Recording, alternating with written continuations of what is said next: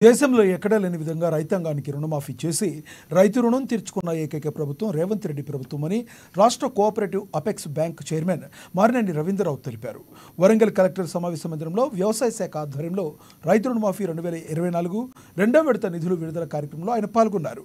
రైతు రుణమాఫీ ప్రభుత్వం విడుదల చేసిన శుభ సందర్భంగా మా ఉమ్మడి వరంగల్ జిల్లా రైతాంగం తరపున ప్రభుత్వానికి ప్రత్యేక కృతజ్ఞతలు తెలియజేస్తున్నామని తెలిపారు. అనంతరం కలెక్టర్ ఆవరణలో రుణమాఫీ చేసిన సందర్భంగా ముఖ్యమంత్రి రేవంత్ రెడ్డి చిత్రపటానికి రైతులతో కలిసి పాలాభిషేకం చేసి స్వీట్లు పంచుకుని సంబరాలు చేసుకున్నారు.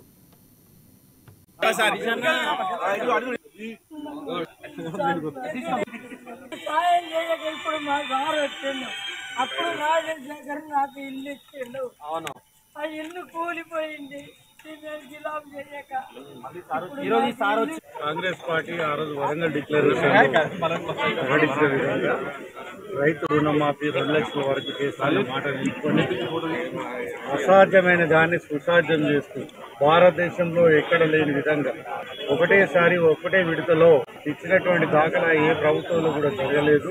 అది మొదటిసారి కాంగ్రెస్ పార్టీ రేవంత్ రెడ్డి ప్రభుత్వంలో మాత్రమే సాధ్యమైంది.